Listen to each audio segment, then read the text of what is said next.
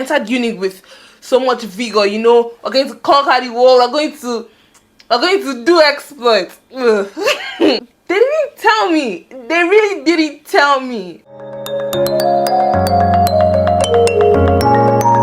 Welcome back to my YouTube channel. It's another Wednesday, so I hope you intend to have fun with me. In today's video, I'm going to be giving you expectations versus reality of dental school. I know everywhere on the internet you hear about medical school, but you don't hear enough of dental school. So this is the first episode of my dental school diaries.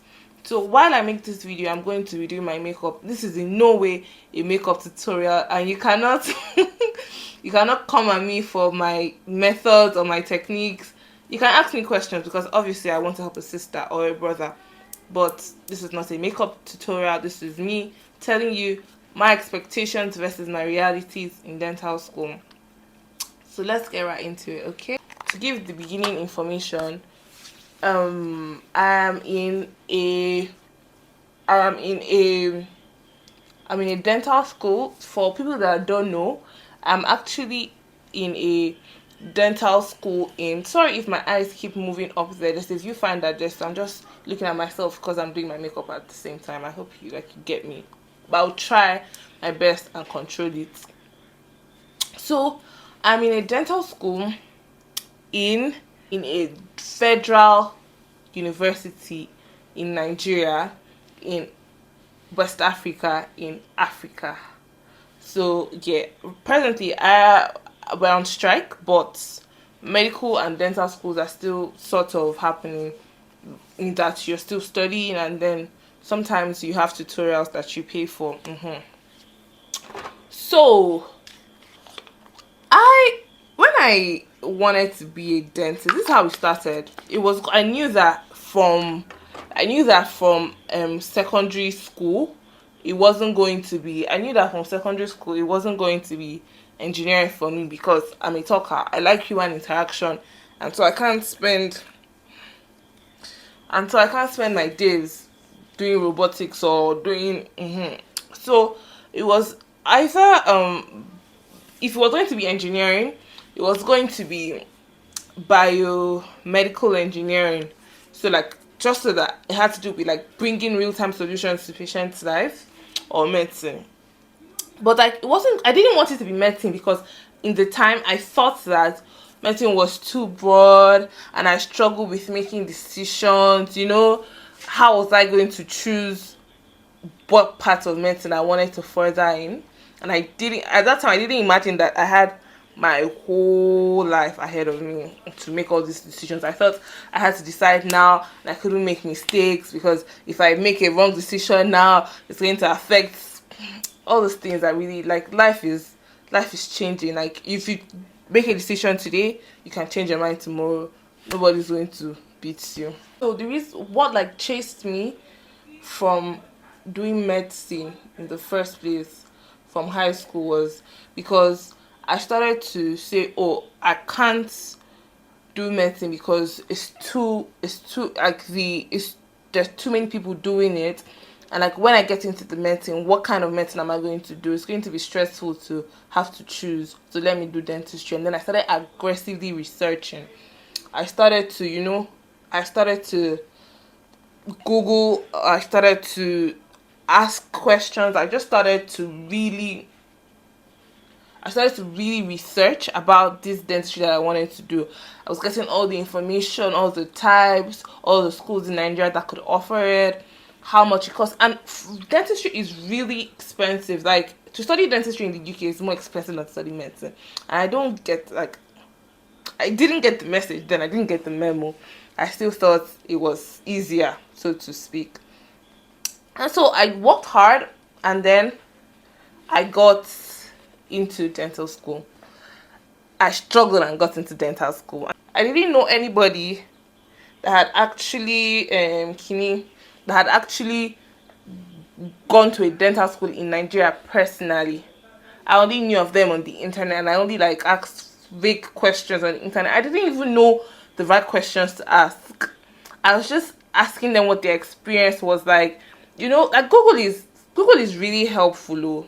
Like, don't get me wrong, Google is helpful, but you need to, I don't know how to explain it. Google can help you only as far as it can go. It can't really help you enough because you need to know what to ask.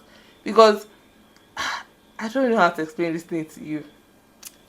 That was it. I got into dental school. On arrival into the College of Medicine, because that's our college, they said, oh, in first year we have and also these experiences that I'm telling you, they are tailored to my dental school, so they're not the same. I learned that they're not the same everywhere. So in this school they said that, oh, all the medical people have a hostel and that they are all first years, and that's how it goes. First years are in a separate place, in a separate hostel. And then I was like, where are the rest of the people that I'm supposed to see and ask? Because I entered uni with so much vigor, you know, we're going to conquer the world, we're going to do exploits. It's crazy. That place is the ghetto.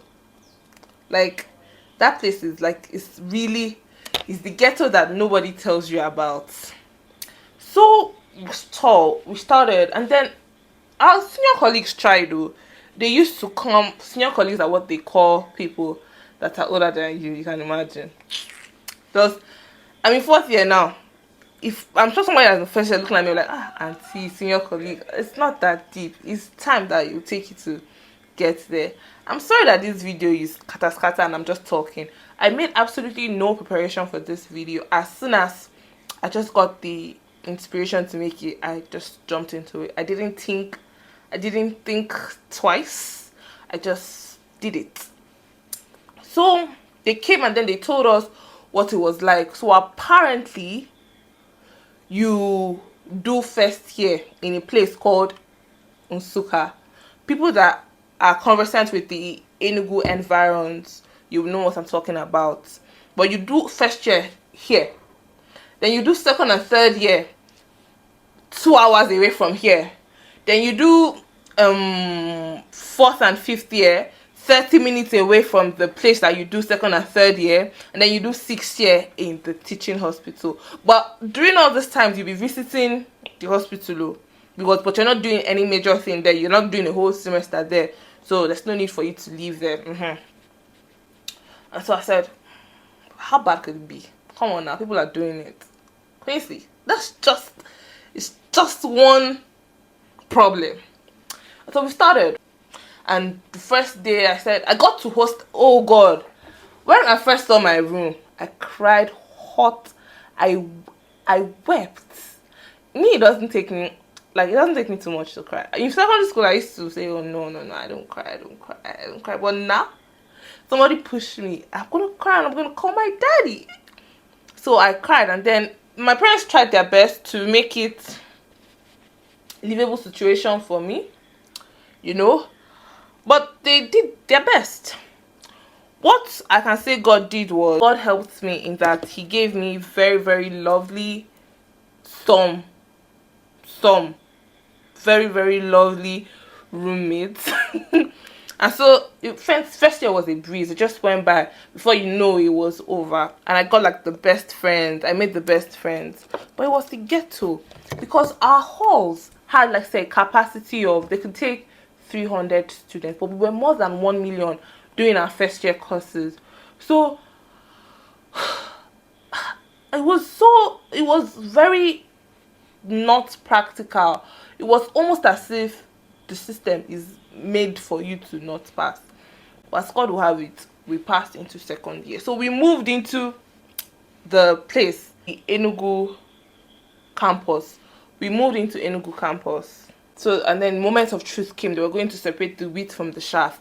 If you're wondering who the chaff are, it's people that I met in. So my medicine friends, I'm talking about you. You are chaff. You're useless. Please, I'm joking. This is intended for comedy only. You're very important, and dental school will be such a hard task without all of you. You're so important to me. And so we thought they were going to separate us, we'll be by ourselves and we'll know who is who. Then I said, oh, well, we didn't really explain this well, though. It's not really a separation. What's going to happen is that you will be with the medicine folks, but you just be doing a little extra. And I was like, what's like and then the medicine folks had already told us, like, they had already said that, oh, second year is really hard, second MB, you're doing anatomy, you're doing physiology, you're doing biochemistry, it's going to be so tough, you only the grace of God, it's not of him that willeth, all this is not of him that runneth. So imagine we're not doing that and more. And I was like, no, now that's not like, no, let's redo, let's do this again, like let's no, I did not, you didn't tell me this was what was going to be, I didn't sign up for this, I don't want to do it any longer, let's redo. They said, oh, but those people, your teachers are not like, they're not proper uni staff, they're hospital staff.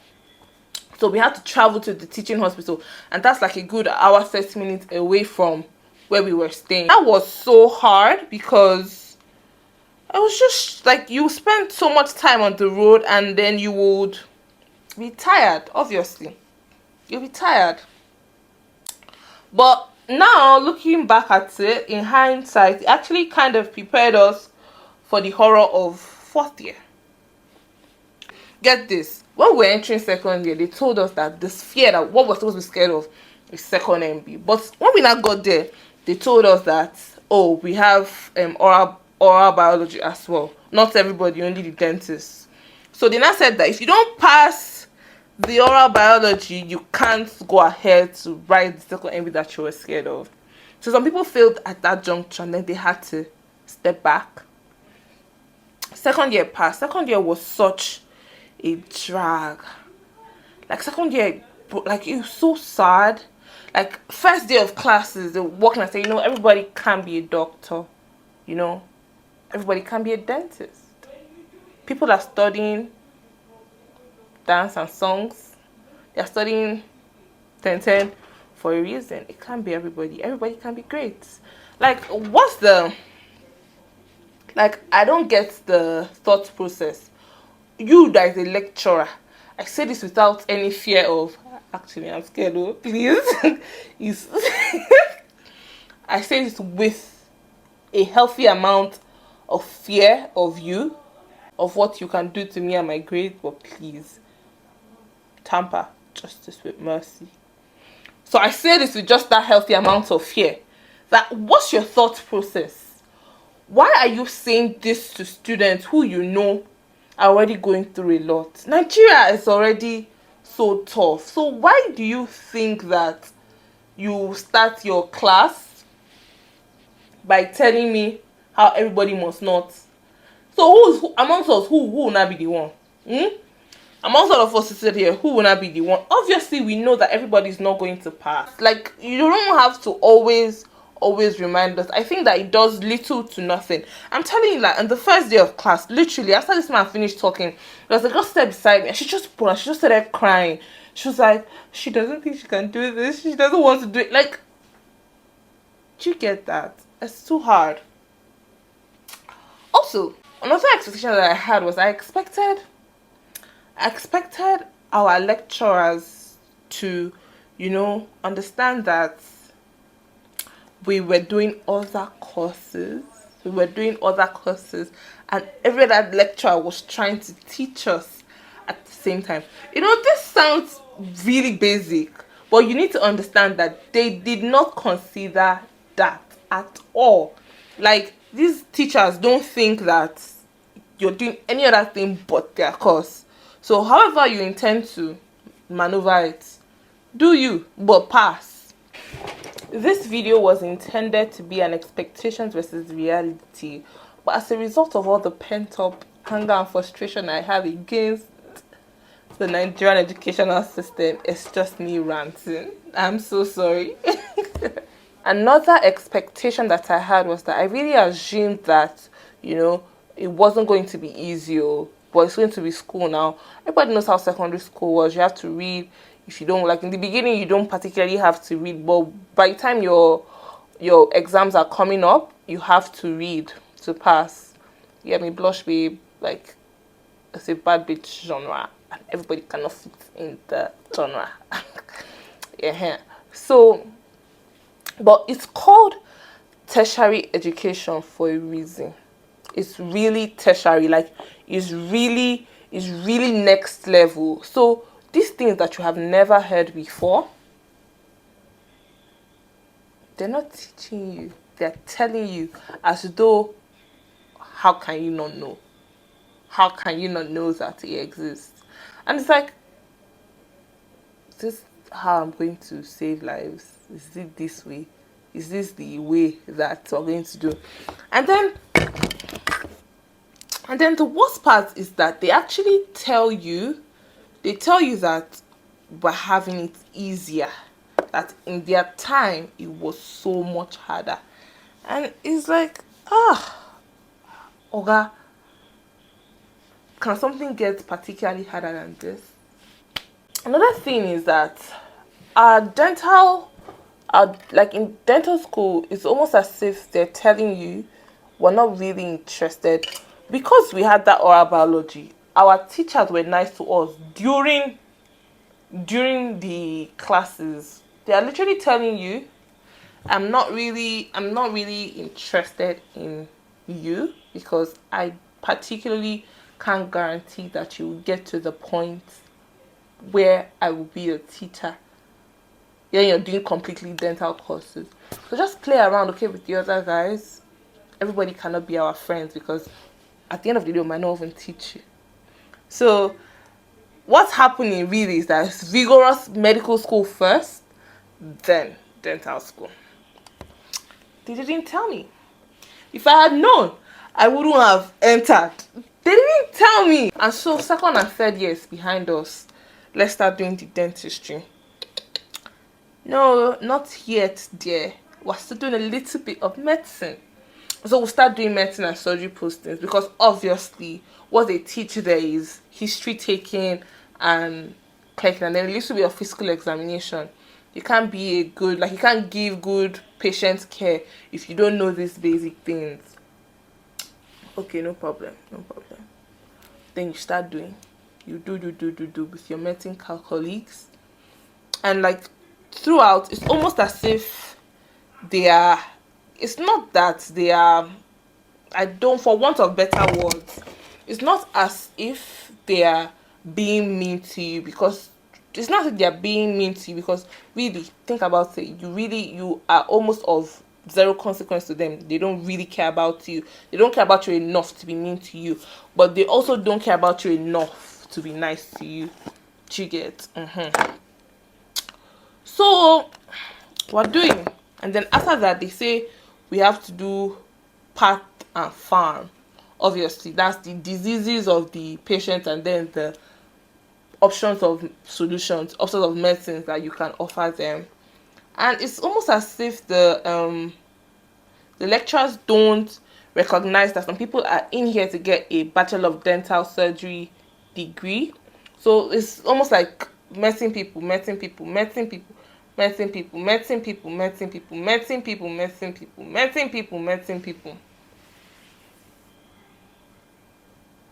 Okay, we're not here to study medicine. Another expectation I had was that, because I did all the necessary research, I was going to be really proud of what I was doing, and I will do it well. But that was not the case. Only a handful of us really know what this dentistry is. So only a handful of us actually applied. I think we were like 24 that actually applied in my class of almost 300 though. Well, presently we're 90 something, so get the story. So every time somebody asks me, oh, what course are you doing, I say dentistry. That was in first year. I say dentistry, like, so like in 4 years now you're out. And it's like, do you know? Do you know the struggle? How can you say in 4 years? And some of my family members were telling me, oh, why am I, that's like all these uncles, oh, not like my father, my mother. Oh, why are you doing dentistry? Why don't you do medicine? Like, why is it dentistry you want to do? Medicine is better, I'm telling you, medicine is better. Why are you doing dentistry? And I got tired of having to tell them this is what I want to do. I kind of got tired of having to say every time, this is your uncle this, auntie that, this is what I want to do. But I didn't realize at the time that this was only a like tiny of my problems. Literally every other person that you meet is going to tell you dentistry. Which one is dentistry? It's not just medicine. So you find that a huge chunk of your dental school is you spending time educating people on what dentistry is about. And if I'm going to be honest, the pressure actually got to me in that at some point I used to say, they'll say, oh, what are you doing in school? What are you doing in school? And I'll say, medicine. And it's like, why? Like, I'll come back and ask myself, why am I telling these people? Is it that I'm not proud? Is it that, well, I was honestly just tired of having to, always explain. You don't know what it is, and then when I'm trying to educate you, you want to belittle it in your own way. Like, I understand that it's the Nigerian in them, but the medicine people, oh, remember those shaft I spoke about a while? I remember the shaft I spoke about a while ago. They didn't make it any easier, because I remember that time in first year. I think that it's only now that some of them have come to accept that, oh, we are their classmates. Because you obviously they then medicine, if you're not Nigerian, you will not particularly understand, but it has some sort of appeal to it in that it's fancy. Many people want to be parents of doctors. I mean, people also want to be doctors, and it's really hard to get into. The competition is much. Dentistry is not as hard to get into because people are not even applying to be dentists, so you don't get all that trouble. So now it's not easy to be in medicine, so you've got to move with a certain type of, you've achieved. So that time in first year self, you see, let's say we're having the same practical, and for some reason they've paired us together, but they don't know. So you enter the lab and then someone will tell you, Quincy, it's for medicine people, don't you? And it's like, this person does not mean harm. This person is not trying to belittle you. This person is not trying to bully you or whatever. She's just giving you information. She's just being nice. But because you're already conditioned to the fact that they're about to look down on you, you are being, combative. You're ready to fight her. After some time, it actually gets to you, no matter what. Now I'm getting more and more used to the fact that I'm going to have to explain what dentistry is to people, and I just take it that, heavy is the head that I take it as heavy is the head that wears the crown. It's not easy. Nobody ever said it was going to be easy, and then this is the type of heart that it is. So last and most obvious expectation I had about dental school is that you're going to be free. You're going to have your freedom. Freedom. Freedom care. Freedom ni. The system is not built for you to be free.